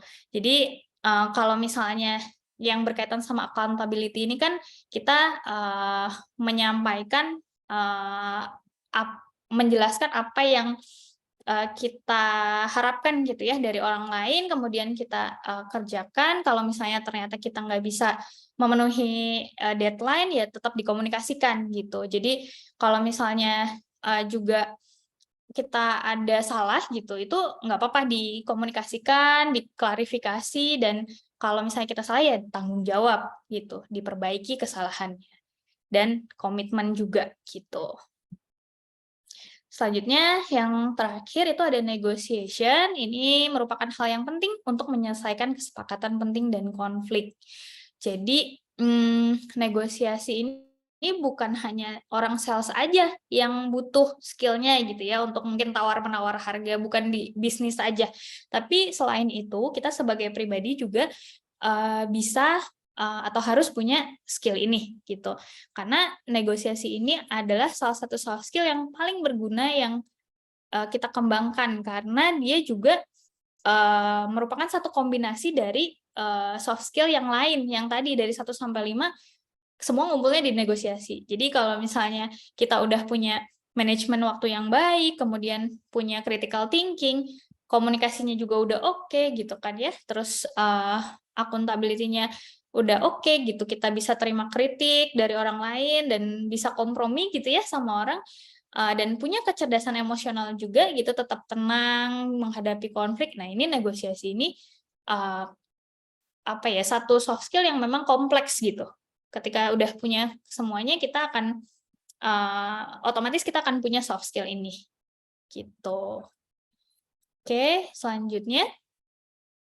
Nah, ini ada 10 skill di 2025 katanya ya yang akan dibutuhkan. Ini sumbernya dari Future of Jobs Report 2020 World Economic Forum. Di sini ada yang biru-biru, ini ada analytical thinking and innovation, complex problem solving, critical thinking and analysis, creativity, originality and initiative, reasoning, problem solving and ideation. Ini masuknya ke problem solving tipe skillnya. Terus ada yang hijau juga, ini self management, ada active learning and learning strategies, resilience, stress tolerance and flexibility. Kemudian ada yang orange, ini working with people, ini ada leadership and social influence, dan ada yang ungu juga, ini ada technology use and development, ini ada technology use, monitoring and control, technology design and programming. Jadi di sini teman-teman bisa lihat ya, sebenarnya yang paling banyak itu soft skill ya teman-teman ya, yang skill yang dibutuhkan gitu. Bukan berarti hard skill nggak penting, tapi hard skill itu bisa dipelajari, bisa dibentuk. Sementara soft skill itu bawaan dari diri kita yang memang harus terus-menerus kita kembangkan gitu. Jadi kalau sekarang banyak teman-teman bisa kayak sekarang ya webinar gitu, terus training, itu harus teman-teman kembangkan meskipun memang tidak semudah hard skill gitu ya untuk bisa untuk bisa punya soft skill ini, karena kan biasanya masing-masing tadi kembali lagi ke Riasek gitu ya, di awal itu tergantung dari perkembangan untuk tugas perkembangannya dia, lingkungannya dia gitu. Jadi pasti akan ada yang lebih kuat dan cenderung lebih kuat dan cenderung lebih harus dikembangkan lagi gitu. Jadi soft skill itu teman-teman bisa ada yang mungkin udah terbentuk dari kecil, ada yang memang pelan-pelan teman-teman harus pelajari. Gitu. Kalau hard skill kan sebenarnya siapapun bisa gitu ya. Kayak sekarang kan dulu tuh kayaknya kalau bukan kreatif designer kayaknya susah banget pakai Adobe gitu ya, Photoshop gitu. Kayak oh udahlah kerjaan kreatif designer. Sekarang ada Canva teman-teman. Mau jurusan apa aja, mau siapa aja, dari yang muda sampai yang tua bisa pakai Canva gitu kan ya. Itu salah satu contoh hard skill gitu untuk desain. Udah meskipun udah ada template-nya tapi kan tetap aja gitu kalau dipelajari itu akan bisa. Seperti itu. Nah, ini untuk yang selanjutnya. Gimana kita masuk ke gimana caranya meningkatkan atau mengelevate gitu ya karir kita. Next. Nah, ini saya kutip dari Forbes. Ada beberapa hal yang bisa advance karir kita. Yang pertama itu define what success looks like for you. Jadi setiap orang kan sebenarnya memiliki definisi kesuksesan masing-masing, teman-teman. Nggak ada yang benar, nggak ada yang salah. What matters is that you're able to define it for yourself gitu. Jadi ya nggak ada yang ngelarang gitu untuk define sukses teman-teman sendiri gitu. Jadi kita sendiri yang paling tahu apa yang kita inginkan di masa depan gitu, apalagi tentang karir gitu. Salah satunya mungkin tadi dengan cara Riasek tadi yang di awal. Terus juga kita bisa membuat rencana jangka panjang dan melakukan apa yang kita bisa lakukan dulu nih gitu. Lalu setelah itu ada establish goals and a timeline. Jadi goals sama timeline itu penting. Sebetulnya di personal branding juga kita harus punya goals dulu gitu. Nah, ini berkaitan juga dengan advance karir. Untuk advance karir kita juga harus punya goals dan timeline. Tapi gimana nih kita misalnya masih ada life quarter crisis gitu, terus juga kita nggak tahu goals kita apa. Nggak apa-apa, teman-teman kalau misalnya ada di kondisi itu, it's okay gitu. Jadi nggak perlu dipaksakan untuk membuat goals, tapi teman-teman juga harus sadar ketika kita berada di kondisi itu, apakah kita mau terus-terusan ada di kondisi tersebut gitu. Apalagi mungkin teman-teman tadi udah punya dream job masing-masing kayak gitu. Jadi ketika teman-teman menghadapi situasi yang memang nggak baik-baik aja gitu ya, it's okay, take a break, take a rest sampai teman-teman bisa bounce back lagi, kembali lagi on track, punya goals. Ingat punya goals yang dream job teman-teman apa. Kemudian untuk timeline ini bisa memudahkan teman-teman untuk merencanakan karir yang ingin teman-teman capai. Nah, timeline ini juga bisa membuat kita tetap accountable, jadi tetap on track gitu ya.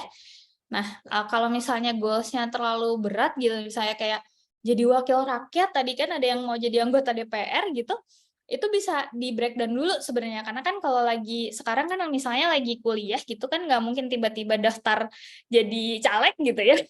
Meskipun bisa sekarang banyak caleg milenial gitu, tapi kita breakdown dulu ke short term goals yang bisa teman-teman capai. Misalnya kalau misalnya mau jadi wakil rakyat, kira-kira apa sih soft skill yang harus dipunyai? Misalnya leadership. Nah, teman-teman buat dulu nih goals short term-nya untuk bisa misalnya punya soft skill leadership gitu, atau mungkin networking-nya gimana gitu. Nah, itu siapa sih yang bisa bantuin kita buat mencapai dream job kita gitu. Nah, itu teman-teman bisa cari, bisa diskusi. Tadi kan ya kita butuh mentor juga gitu.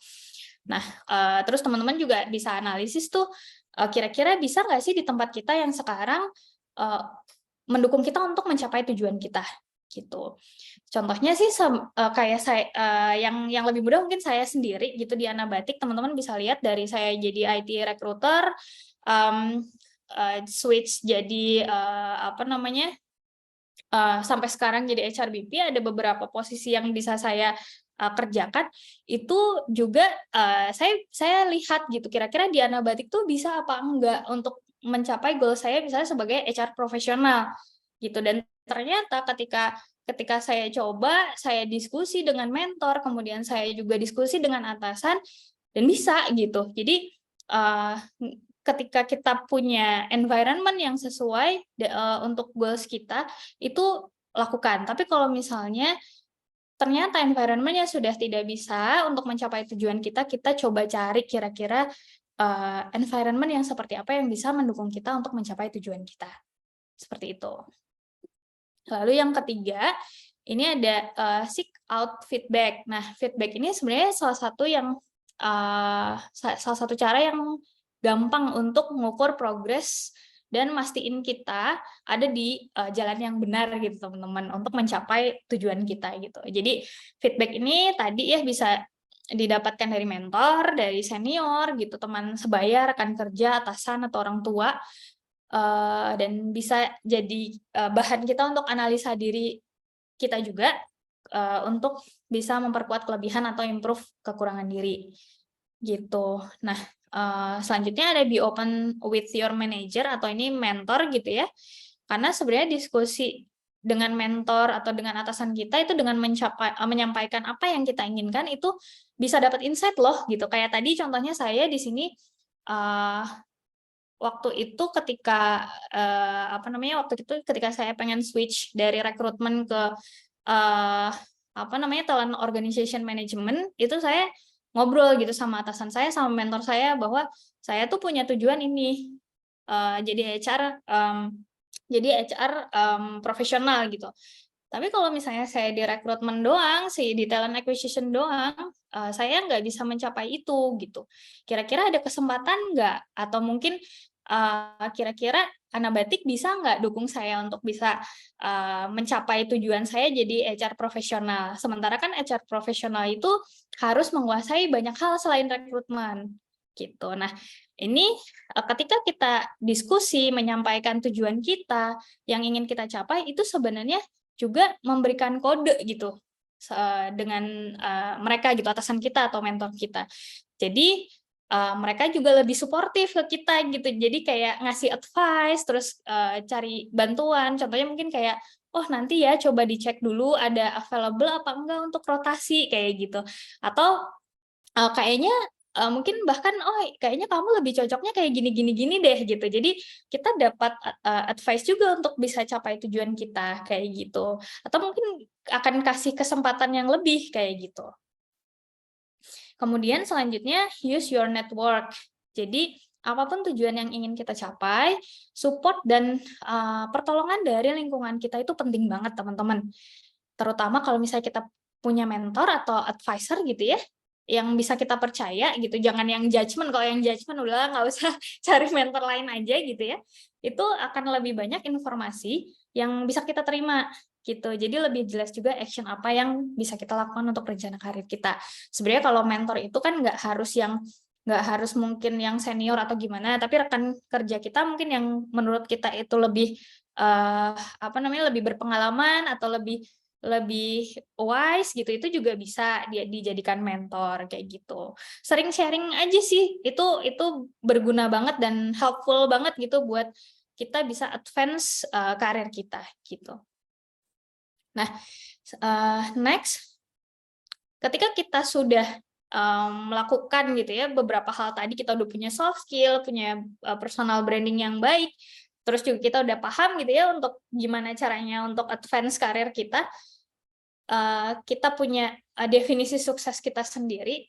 Ini saya cuma pengen reminder aja teman-teman, yang namanya sukses itu kebanyakan orang kan memandangnya itu masih sebatas di permukaan atas aja nih kalau di gambar ini gitu. Jadi sebaliknya sebenarnya mereka tuh nggak lihat gitu apa yang ada di balik kesuksesan itu atau di bawah kesuksesan itu gitu. Jadi sebenarnya kan pasti ada sisi gelapnya gitu ya teman-teman. Kayak palung ini kan kalau udah makin dalam makin gelap gitu. Dan itu diibaratkan sebagai apa yang orang nggak lihat gitu. ada dedikasi, ada yang hard work gitu, good habits, yang disappointment gitu, kita kecewa, kita gagal gitu, kita suffer gitu ya, dan kita juga persisten gitu. Nah ini yang orang-orang nggak lihat. Kayak balik lagi ke tadi kan, orang tuh cuma lihat kita di atas aja, di sosial media aja gitu. Kok enak ya, bisa bisa terkenal, bisa instan. Padahal kan di balik itu kita nggak tahu, dan orang nggak tahu apa yang kita lakukan, kayak gitu. Nah, next-nya ini juga sebagai reminder untuk kita semua. Jadi sukses itu subjektif ya teman-teman. Jadi nggak punya satu objektif yang kita bisa samaratakan, karena setiap orang balik lagi memiliki definisi kesuksesan masing-masing. Jadi nggak ada yang benar, nggak ada yang salah kayak gitu.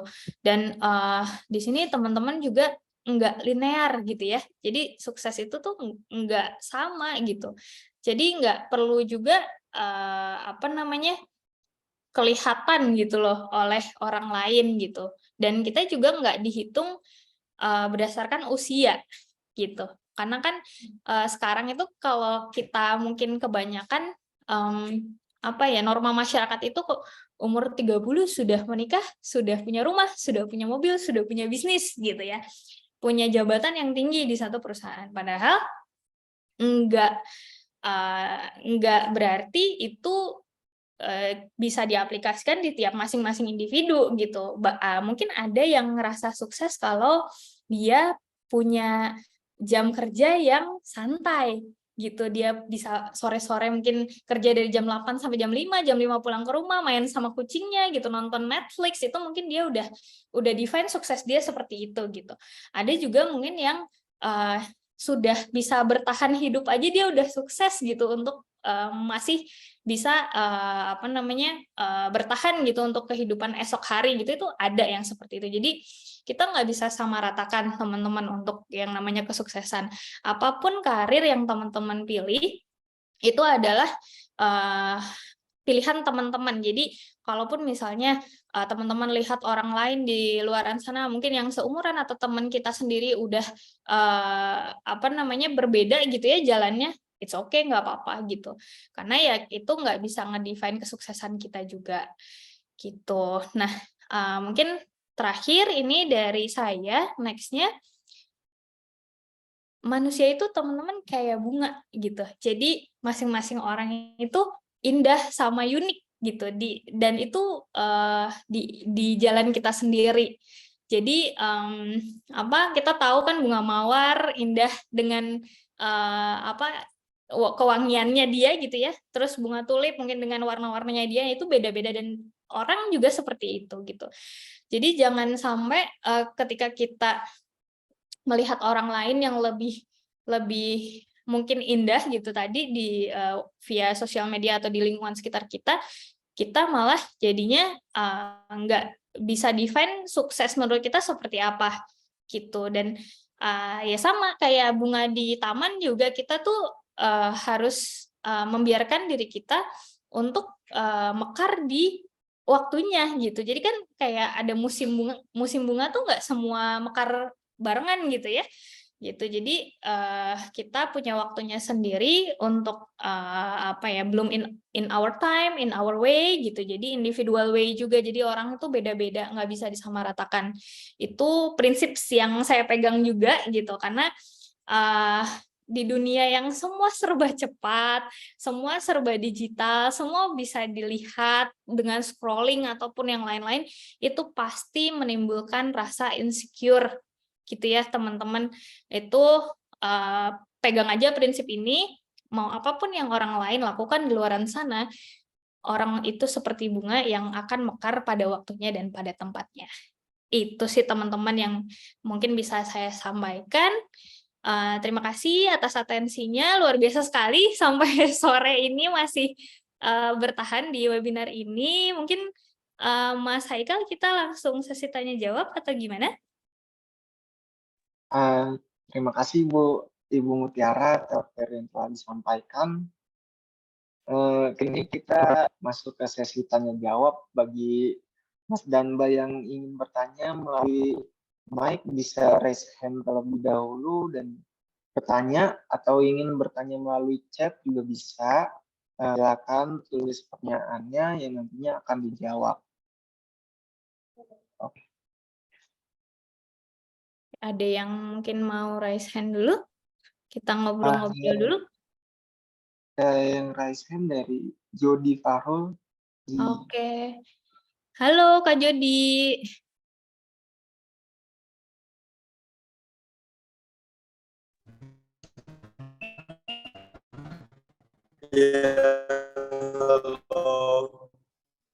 Ini suaranya kayaknya putus-putus nih Kak Jody.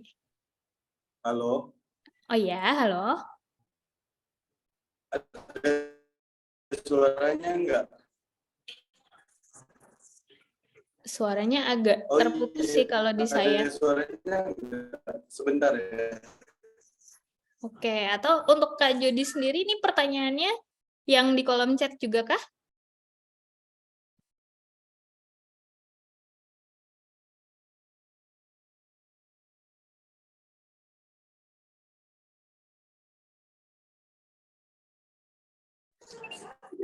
Halo.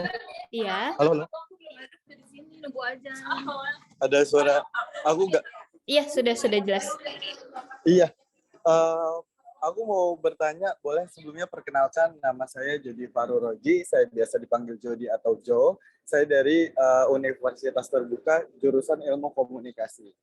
Ya, untuk pertanyaannya adalah bagaimana cara mengatasi keraguan terhadap diri sendiri di suatu pekerjaan, misalkan kita itu ada di satu posisi yang mana kita punya potensi di jabatan tersebut, tapi kita itu masih ragu gitu loh untuk menunjukkan kita punya potensi tersebut kah, gitu sih. Terima kasih.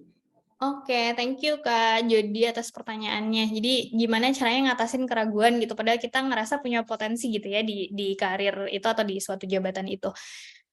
Sebenarnya wajar Kak itu punya keraguan terhadap diri sendiri itu wajar banget. Berarti kan itu Kak Jody berproses gitu ya sama diri Kak Jody sendiri. Berarti kayak ketika Kak Jody punya keraguan, tapi Kak Jody tahu punya potensi yang tinggi, itu kan berarti Kak Jody udah analisa diri Kak Jody sendiri gitu. Jadi wajar aja untuk punya keraguan itu, tapi balik lagi tadi yang sudah saya jelaskan, mau sampai kapan berada di posisi itu gitu.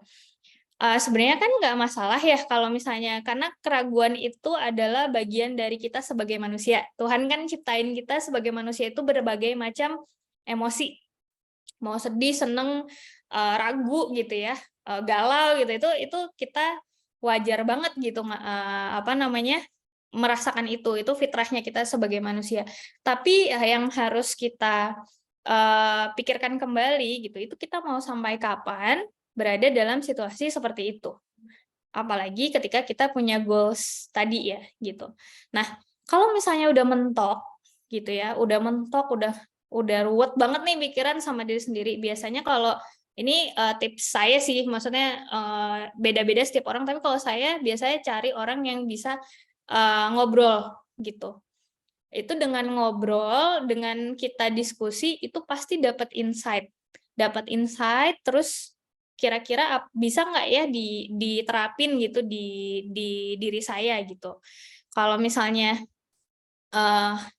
Kak Jody, kalau boleh tahu nih, kalau ragunya tuh kenapa Kak misalnya? Lebih ke nggak percaya diri aja sih, maksudnya dalam artian ya padahal kita bisa gitu loh. Itu aja sih, maksudnya kurang percaya diri dan misalkan kayak takut ada stigma negatif yang timbul gitu loh. Oke, nah sebenarnya kan kalau tadi statementnya Kak Jody itu takut ada stigma yang timbul, itu kan baru ada di dalam pikiran kita ya, tapi sebenarnya kan belum tentu orang sekitar kita memandang kita seperti itu gitu. Jadi kalau misalnya Kak Jody ngerasa kayak gitu, coba mungkin tulisin aja gitu apa yang di pikiran gitu. Jadi sebenarnya kalau metode untuk bisa nenangin pikiran kita itu bisa journaling gitu. Jadi antara Kak Jody bisa nulisin apa yang Kak Jody khawatirkan, atau bisa juga mungkin kayak menggambar sesuatu gitu ya, yang berkaitan sama emosi-emosi yang dirasain. Biasanya itu bisa sedikit mereduce gitu ya, apa yang jadi kekhawatiran kita. Gitu. Kalau misalnya lebih senang writing, itu juga bisa ditulisin, atau kalau misalnya senang gambar juga itu bisa digambar-gambar. Dan kalau misalnya mungkin teman-teman ada punya spidol berwarna atau pensil warna, itu juga itu membantu sih. Dan ini biasanya cara yang digunakan psikolog untuk menenangkan atau membantu kita untuk reduce pikiran-pikiran overthinking kita gitu biasanya. Nah itu tips, mungkin ya sedikit tips yang bisa dilakukan. Kalau untuk percaya diri, sebenarnya setiap orang pasti punya sisi nggak percaya diri. Tapi ketika kita melihat itu sebagai satu kesempatan, misalnya ya, yang bisa kita ambil, ya kita lakukan aja gitu. Kalaupun misalnya kita salah, nggak masalah gitu. Yang penting kita sudah mencoba. Ketika kita sudah punya kesalahan, kita bisa perbaiki itu. Gitu. Bisa kan nggak percaya diri itu karena ngerasa nggak bisa, ya kan? Nggak bisa nih gitu. Padahal sebenarnya teman-teman tuh bisa gitu melakukan sesuatu atau challenge baru itu pasti bisa. Cuman sudah pikirannya tuh udah nggak bisa aja dulu gitu, nggak pede aja dulu. Mungkin balik lagi ke pengalaman saya juga, dulu sebenarnya memang ketika sebelum saya bisa berbicara di depan teman-teman sharing seperti ini, saya juga mengalami ketidakpercayaan diri gitu untuk sharing gitu, apalagi di depan umum gitu. Tapi ketika itu atasan saya sebenarnya ini bercanda sih, maksudnya bukan beneran, cuman dulu tuh dibilang gini, ya udah kalau misalnya kamu nggak mau presentasi, aku potong nih gaji kamu gitu. Nah itu sebenarnya bercanda, tapi itu jadi titik balik saya untuk bisa menampilkan diri saya di depan khalayak banyak kayak gitu. Dulu tuh kalau teman-teman mungkin saya boleh share gitu ya, curcol dikit. Dulu kalau di depan panggung tuh saya gemeteran gitu. Jadi emang nggak suka itu gitu untuk berdiri tampil di depan audiens gitu. Tapi seiring berjalannya waktu, ketika saya waktu itu diminta untuk mempresentasikan company profile di suatu event, ternyata saya berhasil, terus kok oh ya saya bisa ya gitu. Sampai sekarang ketagihan teman-teman gitu. Jadi itu akan kita mulai dengan bisa kita dari motivasi eksternal atau internal gitu, tergantung dari teman-teman nge-triggernya mau kayak gimana sih gitu. Kalau butuh motivasi eksternal, teman-teman cari yang bisa dukung atau support teman-teman. Kalau dari internal mungkin balik lagi ke tujuan teman-teman mau jadi apa. Seperti itu. Cukup menjawab, Kak Jody? Ya, cukup menjawab. Terima kasih ya Kak Muti atas jawabannya. Oke, terima kasih. Mas Haikal, ini waktunya masih ada atau sudah untuk tanya jawab? Karena ini waktunya sudah mau selesai, mungkin bisa tanya lagi dan Satu teman-teman. pertanyaan lagi. Oke, ini di kolom chat kali ya, ada dari Kak Novi. Saya bacakan saja ya. Boleh. Bagaimana cara meningkatkan soft skill? Apakah seseorang dapat bertahan dengan soft skill minim tapi memiliki soft skill yang kuat? Oke, cara meningkatkan soft skill dan bisa bertahan atau enggak gitu ya, ketika punya hard skill tapi nggak punya soft skill. Sebenarnya kalau untuk meningkatkan soft skill, ya balik lagi ke keinginan kita juga sebagai mau jadi sebagai apa gitu. Tadi kan saya udah berbicara tentang personal branding gitu. Itu berkaitan sama apa yang ingin kita tampilkan ke orang gitu. Jadi ketika kita mau meningkatin soft skill, ketika kita mau punya personal branding yang baik, berarti kita harus ada usaha untuk meningkatkan soft skill yang ada dalam diri kita sesuai dengan kebutuhan kita masing-masing. Kalau seseorang bisa bertahan dengan hard skill yang minim tapi soft skill yang kuat, bisa. Karena banyak ceritanya orang-orang sukses itu punya hard skill atau keterbatasan tools gitu ya, tapi ketika dia punya soft skill yang oke, dia bisa menjadi seseorang yang sukses menurut dirinya gitu. Salah satunya mungkin kalau contohnya banyak kan ada, kalau nggak salah itu dulu Jack Ma, kayak Jack Ma itu kan dulu ini ya, maksudnya dia nggak sekolah kayak gitu, dia nggak apa ya, untuk hard skill mungkin minim gitu yang dia dapatkan karena putus sekolah segala macam, tapi dia punya keinginan kuat untuk belajar, pada akhirnya dia punya perusahaan sendiri kayak gitu. Gitu sih contohnya Kak Novi, semoga menjawab ya. Baik Ibu Mutiara. Terima kasih kepada Ibu Mutiara atas ilmu yang telah diberikan, sangat bermanfaat sekali. Sebelum masuk ke sesi tutup, kita akan foto bersama terlebih dahulu nih. Dimohon teman-teman bisa on cam untuk foto bersama ya. Kita tunggu.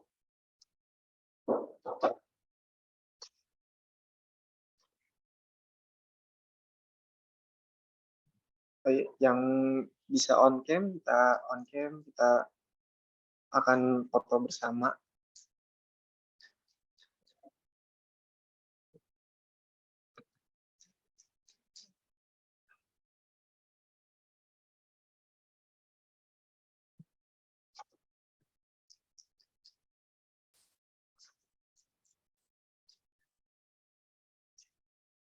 Kita foto bersama dulu. Pertama gaya bebas ya. Oke.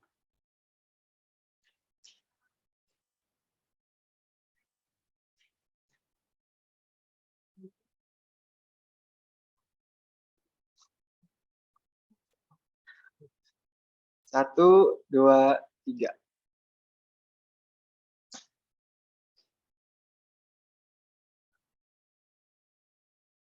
Oke.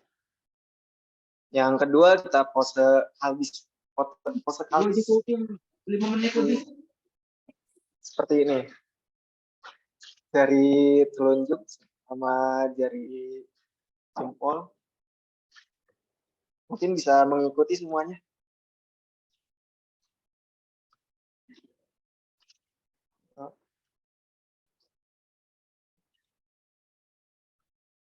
Satu, dua, tiga. Oke.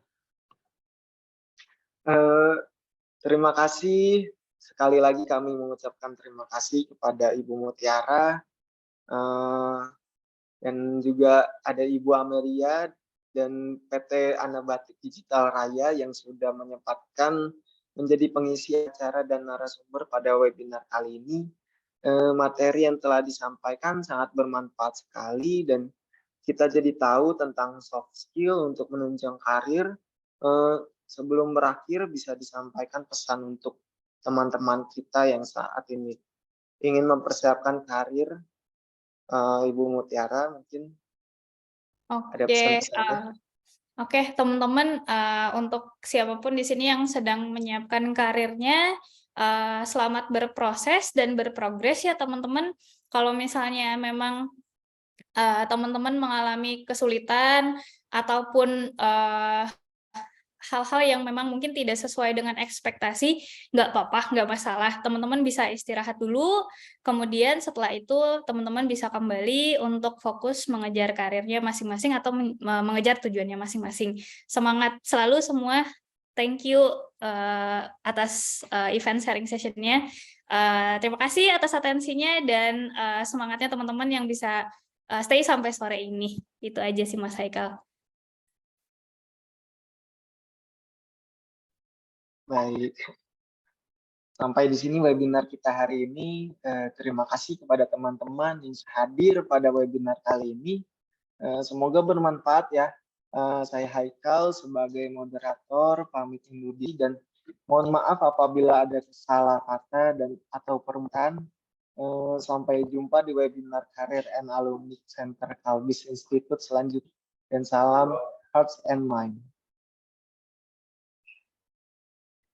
Terima kasih semuanya. Selamat sore. Terima kasih banyak Kak atas Sore waktunya. semuanya. Selamat sore, terima kasih.